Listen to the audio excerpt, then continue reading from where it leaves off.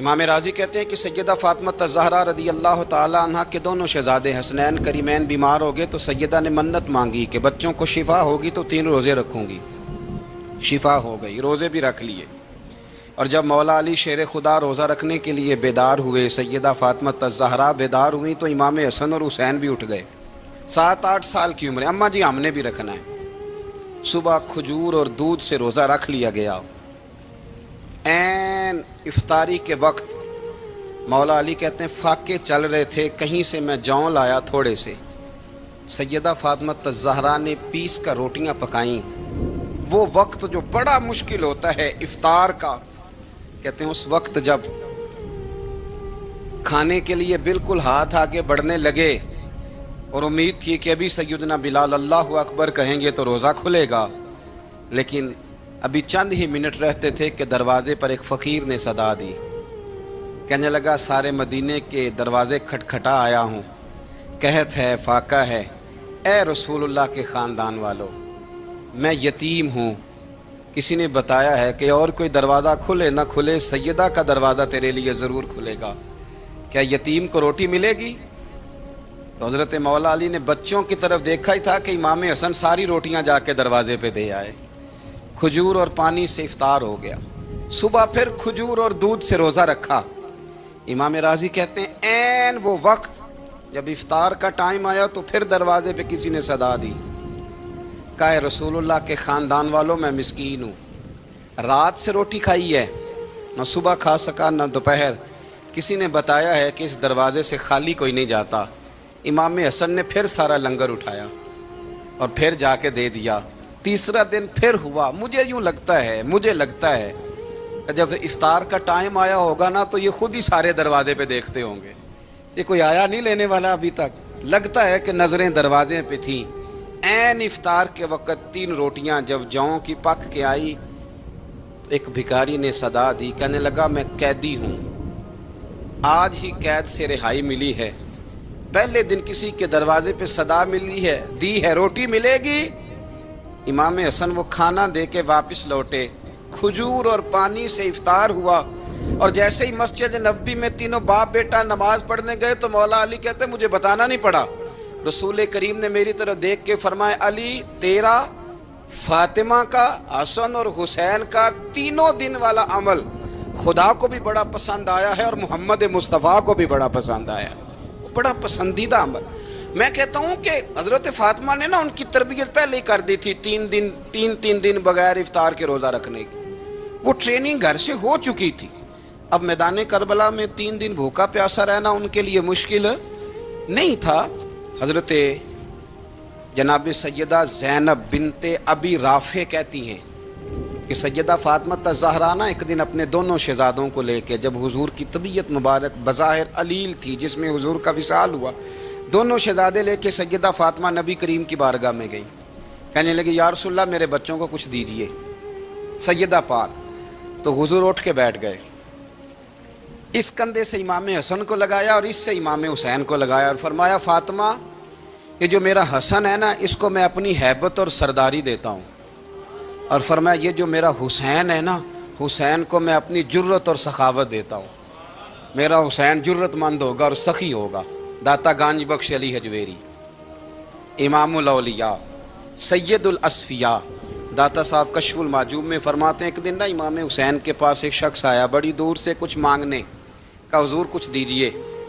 وہ شخص کہتا ہے کہ میرا ظرف یہ تھا کہ 4-5 دینار ملیں گے، تو امام حسین فرمانے لگے تھوڑی دیر بیٹھ جا، رزق آ رہا ہے۔ تو امام حسین کو حکومت وقت کی طرف سے نا 5 تھیلیاں ملی، جس میں ایک تھیلی میں 500 اشرفیاں تھیں، 5 تھیلیاں آئیں، لیکن اس کو آنے میں نا ذرا دیر ہو گئی۔ وہ 5 تھیلیاں جب آئی نا تو امام حسین اس کی طرف 5 تھیلیاں بڑھا کے نا، ذرا دیکھنا میری طرف غور سے، 5 تھیلیاں بڑھا کے نا تو فرمانے لگے میاں جتنا تجھے انتظار کرایا ہے نا اتنی ہم تیری حاجت پوری نہیں کر سکے، تو یہ نہ محسوس کرنا کہ حسین کے دروازے پہ بیٹھا بھی رہا ہوں تو ملا کیا ہے، یہ نہ محسوس کرنا۔ وہ شخص کہتا ہے جب میں نے وہ تھیلیاں کھولی اور پھر میری نظر امام حسین پہ پڑی تو میرے اندر سے آواز آئی اگر حسین ابن علی اتنے سخی ہیں تو محمد عربی کتنے سخی ہوں۔ اگر یہ معیار ان کا ہے، ان کا یہ معیار ہے، اور خود بھیک دیں، خود ہی کہیں منگتے کا بھلا ہو، خود کہنے لگے جتنا انتظار کرایا ہے اتنی تیری مدد کر سکے، یہ سخاوت کا معیار تھا، یہ طریقہ تھا۔ ایک دفعہ سیدنا امام حسین رضی اللہ تعالیٰ عنہ کے گھر کے اندر 5000 دینار آئے، مسجد میں تھے، آپ کو 5000 دینار ملے تو امام زین العابدین کہتے ہیں کہ مسجد سے لے کر گھر آنے تک امام حسین نے 5000 اللہ کے رستے میں خیرات کر دی۔ فرماتے ہیں میں نے کہا ابا جی 5 دینار کی گھر میں ضرورت تھی، مالاں والے سخی نہیں ہوندے تے سخیاں کل مال نہیں ہوندا، ایتھے اوتھے دوویں جہانی سخی کنگال نہیں ہوندا۔ کہا ابا جی 5 دینار کی گھر میں ضرورت تھی، تو کہتے ہیں مجھے فرمانے لگے بیٹا یہ جن کو میں نے دیا ہے نا یہ گھر کے لیے ہی دیا ہے، یہ گھر کے لیے ہی دیا ہے، جن کو دیا ہے تمہارا کیا خیال ہے یہ باہر خرچ ہوا ہے، یہ گھر کے لیے ہی ہے۔ اس لیے کہ جب انسان دوسروں پر شفقت کرتا ہے تو اللہ اس کے گھر پہ رحمت فرماتا ہے۔ امام حسین کے مزاج میں پہلی بات میں نے ذوق عبادت کی عرض کی، دوسری بات عرض کر رہا ہوں کہ صحابہ حضرت اسامہ بن زید بڑے پیارے ہیں میرے نبی کریم کے، بڑے پیارے۔ حضرت اسامہ بن زید کے بارے میں سیدہ عائشہ صدیقہ فرماتی ہیں ان کے ناک سے اگر رینٹھ نکلتی تھی تو اللہ کے رسول اپنے دست مبارک سے صاف کر دیتے تھے، اور سرکار فرماتے تھے کہ اگر اسامہ لڑکی ہوتا نا، ان کے غلام کے بیٹے تھے حضرت زید بن عامر، اگر یہ لڑکی ہوتا میں اسے زیور پہناتا۔ بڑے پیارے تھے، لیکن جب ان کا آخری وقت آیا نا تو 60,000 دینار کا قرضہ تھا، رشتہ داروں سے کہا، دوستوں سے کہا، یاروں سے کہا، پر قرض ادا نہیں ہو رہا تھا۔ حضرت اسامہ بن زید کہتے ہیں بڑا پریشان تھا۔ جب حد ہو گئی نا تو حضرت اسامہ بن زید فرمانے لگے جاؤ کوئی حسین ابن علی کو خبر کرو، ان سے کہو میں نا غلام ہوں آپ کے نانا کا، مقروض دنیا سے چلا گیا تو کیا بنے گا۔ امام حسین کو خبر ملی تو دوڑے آئے۔ لاجپال اس پیر کو نہیں کہتے جو تگڑا نذرانہ لے کے تو ماتھا چوم لے، لاجپال تو اس کو کہتے ہیں کہ جب ضرورت پڑے تو وہ سر پہ موجود ہو۔ حضرت سیدنا امام حسین تشریف لائے تو جناب اسامہ بن زید رو پڑے، کہنے لگے حضور میں نے نا غلامی کی ہے آپ کے نانا کی، اور اس غلامی پہ ناز ہے، اب 60,000 دینار کا قرضہ لے کے دنیا سے جاؤں گا تو میری قبر پہ بوجھ رہے گا۔ امام حسین خادم کو بھی کہہ سکتے تھے جاؤ گھر پیسے پڑے ہیں لے آؤ، امام حسین خود گئے، چادر روڑ کے تو اس کی اوٹ میں بکل میں 60,000 دینار چھپا کے لائے، اور جناب اسامہ بن زید کے سامنے رکھ کے کہنے لگے اسامہ یار پیسے رات کو ہی آئے تھے، میں سوچ رہا تھا مجھے تو ضرورت نہیں، اللہ نے کس کا نصیب میرے گھر میں بھیج دیا ہے، مجھے تو حاجت ہی نہیں تھی، اب پتہ چلا پیسے تیرے تھے، اللہ نے حسین کی ڈیوٹی لگائی ہے کہ جا کے دے آ۔ حضرت اسامہ بن زید رو پڑے، فرمانے لگے اللہ آپ کو بہترین صلہ عطا فرمائے۔ امام بڑا ہی پیار کرتے تھے، گھوڑے پہ جا رہے تھے، کچھ فقیر غریب لوگ بیٹھ کے روٹی کھا رہے تھے، کھا کہاں رہے تھے سڑک کے کنارے، تو امام زین العابدین فرماتے ہیں کہ جب امام حسین گزرے تو انہوں نے آواز دی حضور دل کرتا ہے ہمارے ساتھ بیٹھ کے روٹی کھائیں، کائنات کے مالک و مختار کے نواسے اور دنیا کے سب سے بڑے شہزادے گھوڑے سے اترے اور غریبوں کے ساتھ سڑک پہ بیٹھ گئے، روٹی کھانے لگے اور دیر تک کھاتے رہے، اور جب فارغ ہو گئے تو فرمانے لگے کھانے کی ضرورت بھی نہیں تھی، حاجت بھی نہیں تھی، پر تم نے آواز دی تو دل رکھنے کو بیٹھ گیا تھا، اگر اجازت دے تو چلا جاؤں۔ یہ مزاج تھا، یہ طبیعت تھی۔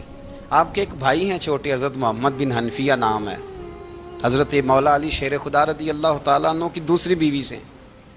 ایک دن حضرت امام حسین ان کے گھر میں بیٹھے تھے تو کسی بات میں نا اختلاف رائے ہو گیا، تو امام علی مقام ناراض ہو گئے، فرمایا آج کے بعد تیرے گھر نہیں آؤں گا، رومال اٹھایا چلے گئے۔ لوگوں نے حضرت محمد بن حنفیہ رضی اللہ تعالیٰ عنہ سے کہا حسین تو ناراض ہو گئے کبھی نہیں آئیں گے، آپ فرمانے لگے بھائی تمہارا ہے کہ میرا؟ جی بھائی تو آپ کے ہیں، فرمایا اگر کہو تو چند منٹوں میں حسین واپس آئے؟ جناب ناراضگی ہو گئی ہے، فرمایا ناراضگی ہوئی ہے پر میں اس کے دل کی نرمی کو تو جانتا ہوں نا، اس کے مزاج کے اندر جو محبت ہے اس سے تو ابھی آئے۔ کہ جناب وہ کیسے؟ فرمانے لگے دیکھنا ذرا،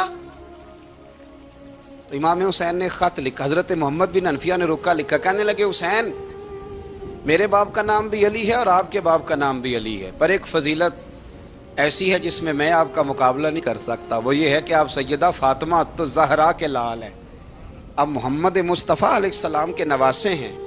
کہنے لگے بھائی جان آپ نے نانا جان کی وہ حدیث تو سنی ہوگی کہ دو لوگ ناراض ہو جائیں تو جو صلح پہلے کرے جنت میں پہلے جائے گا۔ فرمانے لگے دل میرا کر رہا تھا کہ پہلے صلح کر لوں، لیکن پھر بڑے بھائی کو پشت کروں گا جنت میں جاتے ہوئے، یہ بھی تو بے ادبی ہے نا۔ اب خط میں نے لکھ دیا ہے، آپ کا جو ارادہ ہو۔ امام حسین نے خط پڑھا تو آنکھوں میں آنسو آ گئے، پھر سے رومال اٹھایا، بچے پوچھنے لگے کہاں جا رہے ہیں؟ کہا بھائی کے گھر جا رہا ہوں۔ کہا آپ تو ناراض تھے؟ فرمایا تھا ناراض پر ہے تو میرا بھائی نا، ہو گئی بات ختم۔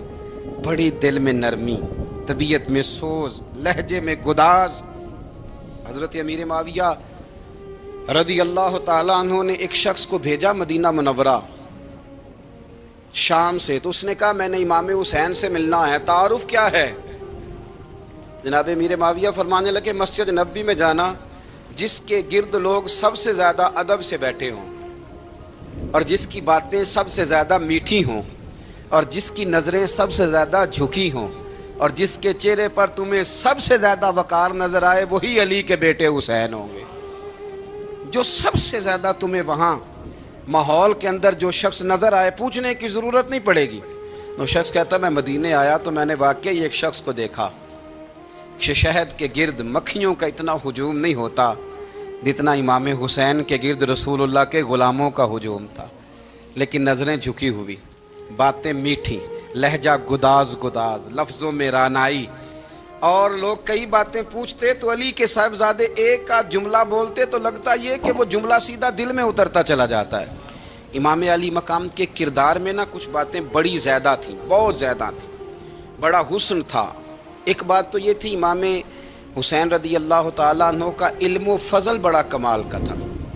ایک دفعہ صحابہ میں مسئلہ بن گیا کہ بچہ پیدا ہوتا ہے تو اس کا وظیفہ کیسے لگانا ہے۔ امام حسین کا علم و فضل بتا رہا ہوں، علم و فضل، تو بات بڑی پیچیدہ ہو گئی۔ حضرت عبداللہ ابن زبیر کے پاس لوگ آئے، کہنے لگے کہ آپ بڑے صاحب علم و فضل ہیں، آپ نے حضور علیہ الصلوۃ والسلام کے ساتھ وقت گزارا ہے، تو مسئلے کو حل کریں کہ بچہ پیدا ہونے کے بعد حکومت اگر وظیفہ لگائے گی تو کب لگائے گی؟ جب بحث طول پکڑ گئی، مسئلہ حل نہیں ہوتا تھا، تو حضرت عبداللہ ابن زبیر کہنے لگے ہم سے نہیں حل ہوگا، ایک بندہ ہے جس کے سینے میں رسول اللہ صلی اللہ تعالیٰ علیہ وسلم کے نور نبوت کا فیضان ہے، وہ یہ مسئلہ حل کریں گے۔ تو کہا وہ کون سے؟ آپ فرمانے لگے جب ہم سے مسائل حل نہیں ہوتے تو ہم ان کے علم سے فائدہ اٹھاتے ہیں۔ کہا کون ہے؟ کہا جناب امام حسین۔ تو لوگ حضرت امام حسین کے پاس گئے کہ حضرت یہ ایک مسئلہ الجھ گیا ہے کہ بچہ پیدا ہو تو وظیفہ کب لگانا ہے؟ فرمایا الجھنے والی بات ہی کوئی نہیں، پیدا ہونے کے بعد جب وہ پہلی دفعہ آواز نکالے تو اس کا وظیفہ لگا دو۔ اس کا مطلب یہ ہے کہ وہ دنیا میں آ گیا ہے، اس نے اپنے آنے کا اظہار کر دیا ہے، اعلان کر دیا ہے، اب اس کا وظیفہ لگا دو۔ تو اس پر پھر صحابہ کا اتفاق ہو گیا۔ امام حسین کے علم سے، فضل سے لوگ فیض اٹھاتے تھے۔ حضرت سیدنا امام حسین کی شہادت کے بعد حضرت عبداللہ ابن زبیر رضی اللہ تعالیٰ عنہ نے قاتلان حسین سے خطاب کیا اور فرمانے لگے اللہ کی قسم تم نے اس شخص کو شہید کیا ہے جو راتوں کو لمبے لمبے قیام کرتا تھا، اور تم نے اس شخص کو شہید کیا ہے جس سے میں دن میں جب بھی ملتا تھا تو وہ روزے سے ہوتا تھا۔ تم نے اس شخص کو شہید کیا جو قائم اللیل تھا، صائم الدہر تھا، اس شخص کو تم نے شہید کیا۔ آپ کو پتہ ہے کہ میدان کربلا میں جب 9 محرم کو ابن سعد نے امام حسین سے کہا کہ جنگ کرو اگر یزید کی بیعت نہیں کرنی، تو امام حسین نے فرمایا ایک رات کی مہلت دے دو، ایک رات کی مہلت دے دو۔ حضرت امام زین العابدین کہتے ہیں میں نے اپنے والد گرامی سے عرض کی کہ ابا جی آپ جہاد سے دور جانے والے تو ہیں نہیں، آپ تو جہاد سے پیار کرنے والے، اور یہ بھی پتہ ہے مجھے کہ یہ جنگ اب ہو کے رہے گی، تو ایک رات کی مہلت لینے کا معنی کیا ہے؟ بھئی کل بھی لڑنا ہے اور رات بھی لڑنا ہے، تو ابا جی ایک رات کی مہلت۔ تو سیدنا امام حسین رضی اللہ تعالیٰ عنہ فرمانے لگے بیٹا رات کی مہلت اس لیے لی ہے کہ میں آج رات کھل کے اپنے رب کی عبادت کر لوں۔ میں استغفار کر لوں، میں لمبے سجدے کروں. اور کہا زین العابدین تو جانتا ہے نا کہ مجھے نماز سے، تلاوت سے، دعا سے اور استغفار سے بڑا پیار ہے. رسول کریم علیہ السلام نے فرمایا، جامع ترمذی میں موجود ہے، فرمایا میں جا رہا ہوں پر تمہیں دو بڑی بھاری بڑی وزنی چیزیں دے کے جا رہا ہوں. صحیح ستہ کی روایت. دو وزنی چیزیں تمہارے بیچ چھوڑ کے جا رہا ہوں، اگر ان کو تھام کے رہو گے تو کبھی گمراہی تمہارے پاس نہیں آئے گی. یا رسول اللہ وہ کون کون سی؟ فرمایا ایک اللہ کی کتاب دے کے جا رہا ہوں اور دوسرا اپنا خاندان دے کے جا رہا ہوں. اگر اہل بیت نبوت کو تھامے رہو گے، ہمارے بزرگوں نے لکھا ہے کہ یہ جو حضور نے کتاب اللہ اور پھر اپنی اہل بیت کا تذکرہ فرمایا تو اس کا مطلب یہ ہے کہ تھیوری دیکھنی ہوئی تو قرآن دیکھنا، اور پریکٹیکل دیکھنا ہوا تو علی اور فاطمہ کو دیکھنا، حسن اور حسین کو دیکھنا، ان کو دیکھنا. نبی کریم علیہ الصلاۃ والسلام کے اہل بیت منارہ نور ہیں. ان کی محبت، ان کا پیار کیوں بھلا؟ اس لیے کہ یہ وہ خوبصورت لوگ ہیں جن کو خود میرے نبی پاک نے تراشا ہے. ان کی سیرت میں جتنے رنگ ہیں وہ رسول کریم نے خود بھرے ہیں. ان کی ایک ایک بات کا خیال نبی پاک نے رکھا ہے. حضور نے از خود انہیں اپنی صحبت عطا کی ہے. زیادہ دور نہیں تھا سیدہ فاطمہ کا گھر، مسجد نبوی کے ساتھ تھا. اللہ کے رسول دن میں 2 دفعہ جایا کرتے تھے. پھر بھی کبھی کبھی فرماتے، فاطمہ میرا دل کرتا ہے آج میں رات تیرے گھر میں قیام کروں. تو سیدہ فاطمہ الزہرا فرماتی ہیں کہ آمنہ کے لال اس طرح بھی میرے گھر میں قیام کرتے تھے کہ حضور چارپائی پہ لیٹتے تھے تو ایک کندھے پہ امام حسن کا سر ہوتا تھا اور دوسرے پہ امام حسین کا سر اقدس ہوتا تھا. اور فرماتی ہیں رات کو کبھی حسنین کریمین دودھ مانگتے تو میں اٹھتی دودھ دینے کے لیے، تو حضور فرماتے لیٹ جاؤ آج میرے ساتھ سوئے ہیں تو دودھ بھی میں ہی پلاؤں گا. تو محبوب اٹھتے ان کے لیے دودھ لاتے برتن سے نکال کے. حضور نے انہیں وقت دیا اور پھر ان کی چھوٹی چھوٹی چیزوں کا خیال رکھا. صحیح بخاری میں موجود ہے. تربیت پر توجہ دی. امام حسین تشریف لائے، ابھی عمر مبارک 7 سال کے قریب تھی. مسجد نبوی میں صدقے کی کھجوروں کا ڈھیر لگا ہوا تھا. چھوٹا بچہ جو ہوتا ہے نابالغ، اس پر شریعت کے احکامات نہیں آتے. صدقے کی کھجوروں کا ڈھیر تھا مسجد نبوی میں. یہ تربیت ہے، یہ ٹریننگ ہے جو اللہ کے محبوب نے خود انہیں عطا فرمائی. صدقے کی کھجوروں کا ڈھیر تھا. امام حسین حضور کے ساتھ آئے تو امام علی مقام نے ایک کھجور اٹھا کے منہ میں رکھ لی. شارحین نے لکھا ہے لگتا یہ ہے کہ کئی دنوں کی بھوک تھی، کیونکہ یہ فاقہ اہل بیت کا بڑا محبوب ہے. مجبور نہیں تھے، وہ تو خزانوں کے مالک تھے، پر غریبوں سے محبت کی وجہ سے فاقے کیا کرتے تھے. یہ ان کی پسند ہے فاقہ کرنا. تو ایک کھجور امام علی مقام نے رکھ لی تو اللہ کے رسول نے گلے میں انگلی ڈال کے نکال دی. تو فرمایا حسین یہ صدقہ ہے، یہ میری اہل بیت کے لیے درست نہیں ہے. حضور نے خود تربیت کی. اور پھر سیدہ فاطمہ الزہرا نے نا اپنے بچوں کو تراشا، ان پر محنت کی. میں اکثر گزارش کرتا ہوں دوستوں سے، میں کہتا ہوں کربلا کا واقعہ کوئی حادثاتی نہیں ہے، اس کے پیچھے پوری ایک لاجک ہے، اس کے پیچھے پورا ایک فلسفہ ہے. ایسے ہی کوئی آدمی 3 دن بھوکا پیاسا رہ سکتا ہے؟ کسی آدمی کو صبح اس نے کھانا کھایا اور شام تک کھانا نہ ملے تو ٹانگیں کانپتی ہیں. رمضان المبارک میں عبادت کی نیت سے روزہ رکھنے والے بھی شام کو بڑے پریشان ہو جاتے، اور مسلسل 3 دن کھانا نہ کھایا جائے اور پانی نہ پیا جائے. اور حال یہ ہے کہ وہی آدمی تلوار لے کے میدان میں نکلے اور اس کی حالت یہ ہو کہ لوگ اس کے آگے دوڑنا شروع کر دیں. ہزاروں کی فوجیں تاب نہ لا سکیں. علی کا گھر بھی وہ گھر ہے کہ جس گھر کا ہر ایک بچہ جسے دیکھو وہی شیر خدا معلوم ہوتا ہے. یہ کوئی آسان ہے؟ اس کے پیچھے پوری ایک اس کے پیچھے فلسفہ ہے. امام راضی کی تفسیر کبیر دیکھیے گا. حضرت امام حسین کی وہ شخصیت تھی کہ مشکات میں حدیث ہے، نبی پاک صلی اللہ تعالی علیہ وسلم کی چچی جناب ام فضل صبح صبح گھبرائی حضور کی بارگاہ میں آئیں. عرض کی یا رسول اللہ صلی اللہ علیہ وسلم آج میں نے عجیب خواب دیکھا ہے، میں ڈر گئی ہوں. حضور نے فرمایا چچی کیا دیکھا؟ عرض کی حضور میں نے دیکھا ہے کہ آپ کے وجود کا گوشت کا ایک ٹکڑا کٹ کے میری جھولی میں آ گیا ہے. حضور یہ کیا ہے؟ تو محبوب خواب سن کے مسکرائے، فرمایا چچی یہ پریشانی والا خواب نہیں، یہ تو خوشی والا خواب ہے. اللہ فاطمہ کو بیٹا عطا کرے گا اور وہ تیری گود میں کھیلا کرے گا. چونکہ وہ میرے وجود کا ٹکڑا ہوگا لہذا خواب تجھے یہ آئی ہے. تو امام حسین پیدا ہوئے، امام حسن کی عمر ابھی 11 مہینے تھی. تو نبی پاک نے امام حسین کو جناب उम्मे फजल अपनी चची की गोद में दे दिया कि फातिमा के लिए दोनों बच्चे संभालना मुश्किल होगा। वो ख्वाब इस तरह पूरी हुई। इमाम हुसैन से हुजूर ने बड़ा प्यार किया, बड़ी मोहब्बत फरमाई नबी पाक से। कुछ हदीसें मैंने जुमे में अर्ज की थी। हजरत अबू हुरैरा रदी अल्लाह ताला अन्हु कहते हैं ये वाहिद बच्चा था हुजूर के घराने का कि मैंने देखा कि नबी पाक सल्लल्लाहु अलैहि वसल्लम बैठे थे तो ये हुजूर से कह रहे हैं नबी पाक से कि नाना जी उठ के खड़े हो।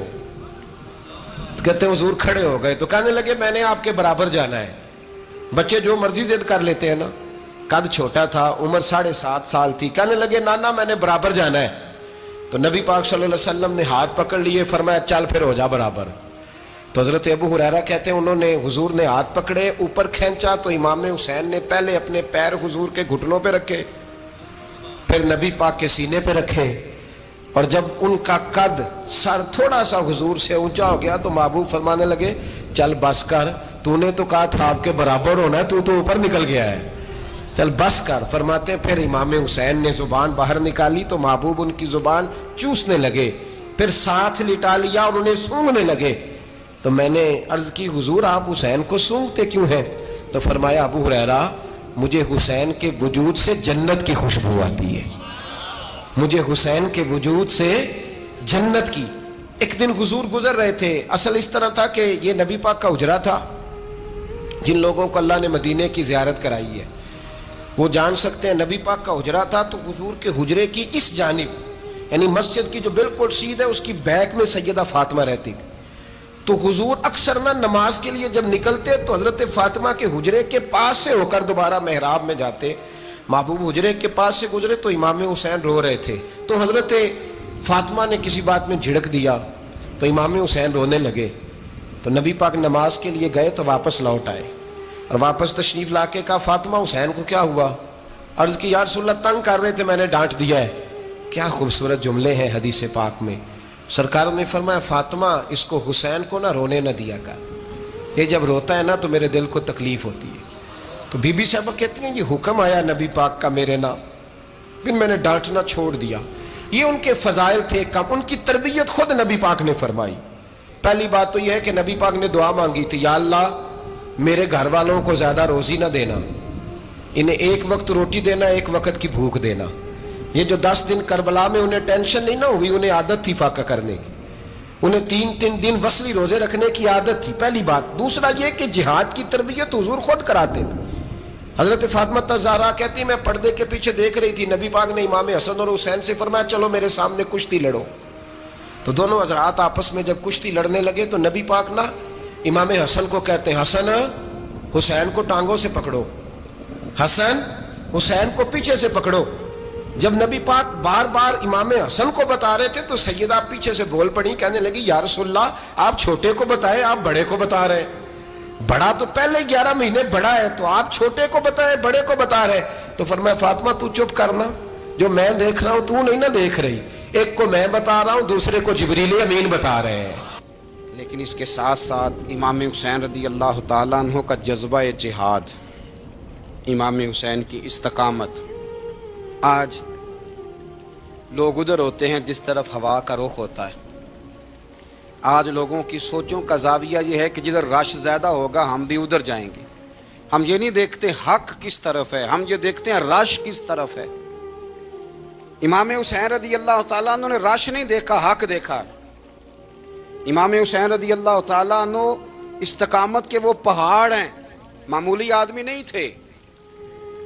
फरजक शायर कहता है कि मैंने इमाम हुसैन से कहा था, मैंने कहा लोगों की तलवारें यजीद के साथ हैं पर दिल आपके साथ हैं, दिल आपके साथ हैं।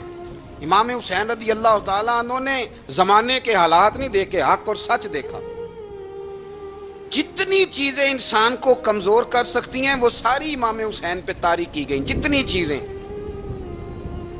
वतन छोड़ना कितना को मुश्किल होता है। शाला परदेसी कोई भी न थी वे ते कख जिन्ना तो पारे। हजरत सुल्तान बाहू फरमाते हैं बचो, परदेसी होना कोई आसान है? जिस आदमी का किसी छोटे से गांव में भी मकान हो छोड़ना पड़ जाए तो रोटा है। तो मुझे बताओ जिसने अपना सारा बचपन मदीने में गुजारा हो। आज जो एक हफ्ता मदीने रह के आते हैं उनसे वापस निकलना मुश्किल होता है। लेकिन इमाम हुसैन حق کا رستہ تھا، وطن کی قربانی دی، اور معمولی وطن نہیں، مدینے جیسا وطن.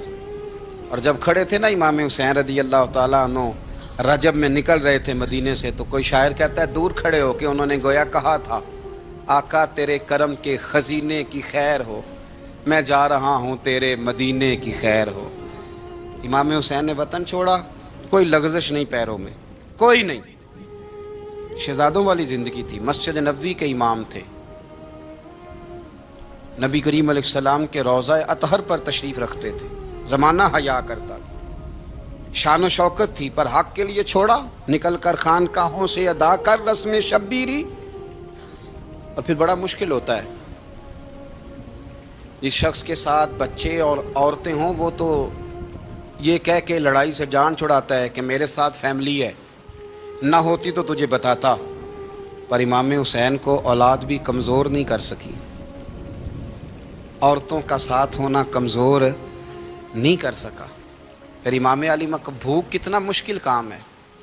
آج لوگ کہہ نہیں دیتے کہ میں تو اس لیے گناہ کرتا ہوں کہ رشوت اس لیے لے لیتا ہوں کہ بچے چھوٹے ہیں. 10 دنوں کی کم و بیش سفر، 3 دنوں کی بھوک اور پیاس، پر حق کے رستے میں امام حسین کو کوئی چیز کمزور نہیں کر سکی.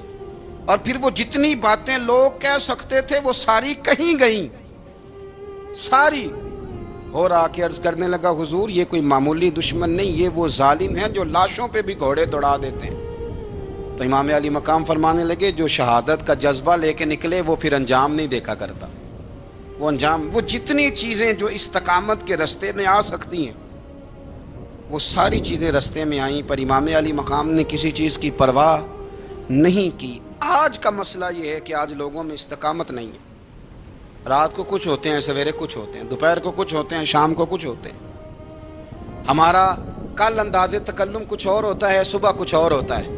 امام علی مقام میدان میں رہے، ایک میت گھر میں ہو جائے تو کئی دنوں تک آنکھ کھلتی نہیں، ہوش رہتا نہیں. سب سے زیادہ مصائب امام حسین نے دیکھے، سب سے زیادہ. اور گھوڑے پر بیٹھنے سے پہلے ساری تکلیفیں آپ دیکھ چکے تھے. باپ کا جنازہ اٹھانا آسان ہوتا ہے، بیٹے کا جنازہ اٹھانا بڑا مشکل ہوتا ہے. پر امام حسین نے بیٹوں کے جنازے اٹھائے. حضرت علی اصغر کی لاش کو امام حسین نے اپنے دست مبارک سے دفن کیا، اور جناب علی اکبر کی میت کو جب آپ اٹھا کے لا رہے تھے تو سیدہ زینب فرماتی ہیں کہ مجھے یوں کبھی لگتا تھا حسین کا قد بڑا ہے اور کبھی لگتا تھا علی اکبر کا قد بڑا ہے.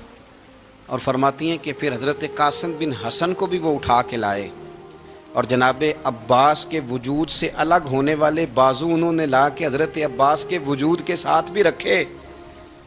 انہوں نے یہ سارا منظر دیکھا. لیکن جب حسین ابن علی اپنی دفعہ گھوڑے پہ سوار ہوئے تو لگتا یہ تھا کہ ان سے زیادہ بہادر کوئی نہیں. ایک جملہ بھی یزیدی فوج کے سامنے امام حسین نے کمزور نہیں کہا، ایک جملہ بھی، ایک فکرہ بھی کچا نہیں بولا، کہیں بھی کوئی منت نہیں کی، کسی جگہ بھی ان کے پائے استقلال میں کوئی لغزش نہیں آئی. جب لوگوں کو پتہ چل جائے کہ اب سامنے موت ہی موت ہے، سوائے اس کے چارہ کچھ بھی نہیں، تو بہت ساری رخصت اور اجازت تو دین بھی دیتا ہے. پر امام حسین کسی جگہ کسی رخصت پر عمل کرتے نظر نہیں آتے. ڈٹ کے بات کی، ڈٹ کے. اور پھر جب میدان میں نکلے، اللہ اکبر، تو ابن سعد کہنے لگا کہ اگر 2 کر کے ایک کر کے جاؤ گے تو یہ 45,000 کا لشکر سارا حسین کاٹ ڈالے گا. یک بارگی حملہ کرو گے تو بات. اتنی استقامت، اتنا. آج تو لوگ ڈپریشن کے مریض ہیں، آج تو لوگ ٹینشن کے مریض ہیں. ہر دوسری بات میں لوگ کہتے ہیں وہ بڑا، پر کس بات سے؟ مطلب کیا آپ نے زندگی میں صرف جاب نہیں مل رہی، صرف بیماری آ گئی، صرف خرچہ نہیں گھر میں بڑا کس بات کا ڈپریشن؟ امام حسین کی زندگی بتلاتی ہے کہ وہ لوگ بھی کوئی دنیا میں کمال حاصل کر سکتے ہیں جو چھوٹی چھوٹی بات پہ روتے ہیں. مال بھی ہے، جوانی بھی ہے، گھر بھی ہے، مکان بھی ہے، بچے بھی ہیں، عزت بھی ہے، صرف پیسے نہیں. اور انسان ہے کہ آنکھیں نہیں کھل رہی، وہ سمجھتا ہے میں کسی کام کا ہی، فقط پیسے نہیں بس. او خدا کے بندو، امام علی مقام نے فرمایا سارا کچھ لٹا کے بھی جو میدان میں کھڑا رہے اسے حسین ابن علی کہا جاتا ہے، اسے حسین ابن علی کہا جاتا ہے. حسین ابن علی کی شان رفت کوئی کیا جانے. حسن جانے، علی جانے، نبی جانے، خدا جانے، کون جانے امام علی مقام کا معیار؟ تو امام حسین رضی اللہ تعالیٰ عنہ کی زندگی ہمیں بتاتی ہے کہ ذوق والی عبادت کرو۔ امام حسین کی زندگی ہمیں بتاتی ہے کہ جب تم سخاوت کرو تو پھر اپنی حیثیت سے بڑھ کر کرو، اور امام حسین کی زندگی ہمیں بتاتی ہے کہ دل میں کسی کے لیے کوئی بات نہ رکھو، صلح کرنے میں پہل کرو، محبتیں کرنے میں آگے بڑھو۔ اور امام حسین کی زندگی ہمیں بتلاتی ہے کہ جب دنیا میں تم نے کچھ کرنا ہے تو پھر ڈٹنا بھی سیکھو، پھر کھڑے ہونا بھی سیکھو۔ یہ نہ دیکھو کہ حالات، امام حسین نے ایک دن بھی حکومت نہیں کی، یزید نے 4.5 سال کی، لیکن قیامت تک دلوں پہ حکومت امام حسین کی رہے گی، امام حسین کی رہے گی، اس لیے کہ ان میں استقامت تھی۔ امام حسین کے ساتھ اس وقت 72 لوگ تھے، لیکن آج کائنات کا ذرہ ذرہ امام حسین کے ساتھ ہے۔ اس کا مطلب ہے وقت لگتا ہے، نظریہ غالب آ ہی جایا کرتا ہے، تو استقامت والی زندگی گزاریں۔ حضرت عمر جب نعرہ لگاتے نا تو کیسے کس طرح کانپتے۔ سفیر آتے روم کے ملنے کے لیے تو کہتے جاؤ عمر نفل پڑھ رہے ہیں، ٹائم کوئی نہیں۔ ایک دن اندر میٹنگ ہو رہی تھی، حضرت عمر میٹنگ میں بیٹھے تھے، آپ کے بیٹے ملنے آئے عبداللہ ابن عمر۔ ابا جی اندر آ جاؤ، فرمایا دروازے پہ کھڑا ہو، میں ضروری بات کر رہا ہوں، اندر نہ آنا۔ جناب عبداللہ ابن عمر کہتے ہیں میں دروازے پہ کھڑا ہو گیا، تھوڑی دیر گزری تو امام حسین بھی آ گئے۔ ایک حدیث میں، ایک روایت میں امام حسن کا لفظ بھی ہے، امام حسین آئے، آ کے عبداللہ ابن عمر سے کہنے لگے عمر فاروق اندر ہیں؟ تو کہا وہ اندر تو ہے۔ تو کہا آپ کیوں دروازے پہ کھڑے ہیں؟ کہنے لگے ابا جی نے کہا ہے یہاں انتظار کرو، میں کوئی ضروری بات کر رہا ہوں، لیکن شہزادے میرے لیے کہا ہے، میرے لیے آپ جانا چاہیں تو چلے جائیں۔ امام حسین کہنے لگے امیر المومنین کوئی بات کر رہے ہوں گے، میں ظہر کے وقت مسجد میں مل لوں گا، ظہر کا ٹائم آئے گا نا تو میں مسجد میں مل لوں گا۔ یہ کہہ کے چلے گئے۔ حضرت عمر باہر آئے تو حضرت عبداللہ ابن عمر سے کہا کہ کوئی آیا تو نہیں؟ عرض کی حضور حسین ابن علی آئے، حسین ابن علی۔ تو کہا اندر کیوں نہیں بھیجا؟ کہا میں نے کہا تھا بے شک چلے جائیں، لیکن وہ کہہ رہے تھے کہ میں ظہر کے وقت مسجد میں مل لوں گا۔ تو سیدنا عمر فاروق فرمانے لگے عبداللہ تجھے تیری مار ہوئے، حسین کو کیوں واپس بھیجا؟ پھر عمر دنیا داروں کے سامنے ڈٹنا، کھڑا ہونا عمر پہ ختم ہے، لیکن جو اندر کی بات ہے نا، روح کی، جو عقیدت کی بات ہے، جو وفا کا رشتہ ہے، اس کو کون سمجھے؟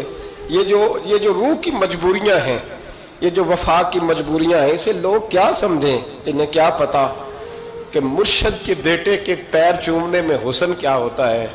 انہیں کیا پتا کہ جب استاد کا بیٹا گھر میں آتا ہے تو دل کرتا ہے مکان بیچ کے اسے دے دیں، اس کے باپ کی نیکیاں بڑی ہیں۔ جناب عمر فاروق دوڑے گئے، امام حسین کے دروازے پہ دستک دی، امام حسین باہر رکھا، شہزادے یار ملنے آئے تھے تو بغیر ملے کیوں آ گئے؟ عرض کی کہ آپ مصروف تھے، آپ کے اپنے بیٹے بھی دروازے پہ کھڑے تھے تو میں واپس آ گیا۔ امام حسین کہتے ہیں عمر جذبات میں آ گئے، سر سے پگڑی گر گئی، کہنے لگے حسین میرے بیٹے کا اور حسین کا کیا مقابلہ؟ کیا اس کی ماں کا نام فاطمہ الزہرا ہے؟ کیا اس کی نانی کا نام خدیجہ الکبریٰ ہے؟ کیا اس کے نانے کا نام محمد مصطفیٰ ہے؟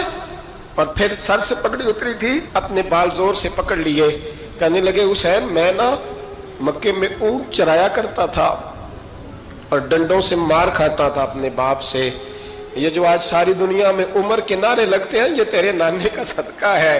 شہزادے میری وفا اور میری وفا میں جب تیرا دل کرے نا دوڑ کے آ جایا کر۔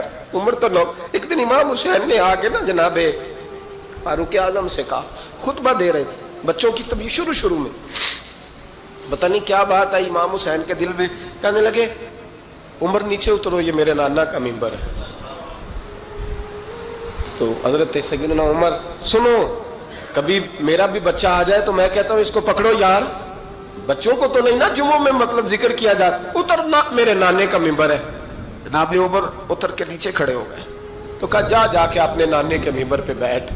تو حضرت عمر رو پڑے، کہنے لگے شہزادے میرے نانے کا ممبر ہی کوئی نہیں ہے ہی نہیں، یہ ممبر یہ مصلی یہ تیرے نانے کی شان ہے، میرے نانے کا کوئی ممبر نہیں، تیرے ہی نانے کا ممبر ہے۔ تھوڑی دیر کھڑے رہے تو امام حسین کہنے لگے اچھا کوئی نہیں آپ کے نانے کا ممبر کا نہیں؟ کہا چلو پھر میرے نانے کے ممبر پہ بیٹھ جاؤ چلو خیر ہے. کوئی نہیں آپ کے نانے کا؟ کہا نہیں. تو کہا کوئی نہیں پھر میرے نانے کے. جب حضرت عمر بیٹھے تو بڑا شاندار جملہ کہا, فرمانے لگے میں ممبر پر مرضی سے نہیں بیٹھا تھا, مجھے ابو بکر نے بٹھایا تھا, اور پھر حسین کے کہنے پہ میں اترا ہوں, اب مجھے حسین نے بٹھایا ہے, اب کسی کی جرت ہے تو عمر کو اتار کے دکھائے, اب میں حسین کا تیری نسل پاک میں. اللہ تعالی ہمیں ان کے فیوز و برکات عطا فرمائے. آخر دعوانا ان الحمدللہ رب العالمین. اللہم صلی علی سیدنا و مولانا محمد. اللہم صلی علی سیدنا و مولانا محمد. اللہ کے شیر ہے درے کرار پر درود, اللہ کے شیر ہے درے کرار پر درود, اللہ کے شیر ہے درے کرار پر درود. حضرت حسن حسین کے کردار پر درود. اللہم صلی علی سیدنا و مولانا محمد وعلا سیدنا علی و سیدتنا فاطمہ و سیدتنا زینب و سیدنا حسن و سیدنا حسین وعلا آلہ وصحبہ وبارک وسلم.